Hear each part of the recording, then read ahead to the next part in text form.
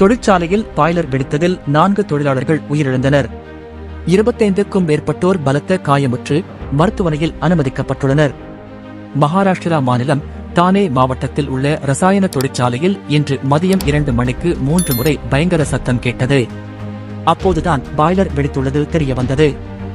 சம்பவ இடத்திற்கு விரைந்த மீட்பு படையினர் 8 பேரை பத்திரமாக மீட்டனர். இந்த விபத்தில் 4 தொழிலாளர்கள் சம்பவ இடத்திலேயே உயிரிழந்தனர். 25க்கும் மேற்பட்டோர் பலத்த காயமுற்று மருத்துவமனையில் அனுமதிக்கப்பட்டனர். பாய்லர் வெடித்ததால் அருகில் இருந்த 2 கட்டடங்களுக்கும் தீ பரவியது. இதனால் அப்பகுதி முழுவதும் புகை மண்டலமாக காட்சி அளித்தது. தீயை அணைக்கும் பணியில் தீயணைப்பு படையினர் ஈடுபட்டனர். விபத்தில் உயிரிழந்தவர்களின் குடும்பத்தினருக்கு துணை முதல்வர் தேவேந்திர பட்னாவிஸ் இரங்கல் தெரிவித்துள்ளார்.